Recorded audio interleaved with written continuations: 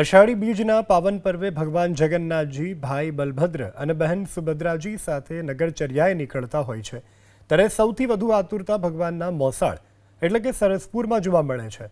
જો કે આ વર્ષે ભાણેજના આગમન માટે મોસાળવાસીઓને 1 મહિના સુધી વધુ રાહ જોવી પડશે, કારણ કે આ વર્ષે જેઠ માસમાં અધિક માસ હોવાથી પ્રતીક્ષાનો સમયગાળો લંબાયો હતો। સામાન્ય રીતે જેઠ સુદ પૂર્ણિમાના દિવસે ભગવાન મામાના ઘરે 15 દિવસ માટે મોસાળું કરવા પધારતા હોય છે।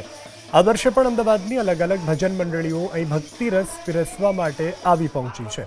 હવે રથયાત્રાના ગણતરીના દિવસો જ બાકી રહ્યા છે, ત્યારે ભક્તોમાં અનોખો ઉત્સાહ અને આનંદનો માહોલ જોવા મળી રહ્યો છે। અહીંયા સરસપુરની અંદર અત્યારે ફૂલ તૈયારીઓ ચાલી રહી છે અને મારા વાળા દ્વારકાવાળો રાજા રણછોડ જગન્નાથ ભગવાન ત્રણ ભાણેજો સરસપુરના જ્યારે આવવાના હોય ત્યારે અતિ આનંદ એટલો બધો અમને થઈ રહ્યો છે કે અત્યારે મેં પણ ભજનોની પણ તૈયારી કરવા લાગ્યા છે।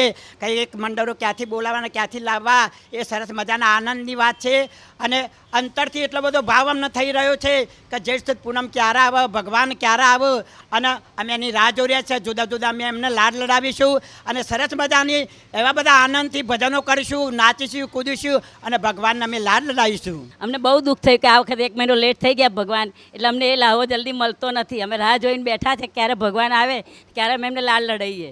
વાલા વાલા લાગે ભાણેજડા વાલા લાગે, જમાલપુરમાં બેઠા મારા વાલા, જમાલપુરમાં બેઠા મારા વાલા, સરસપુરમાં આવે ભાણેજડા વાલા।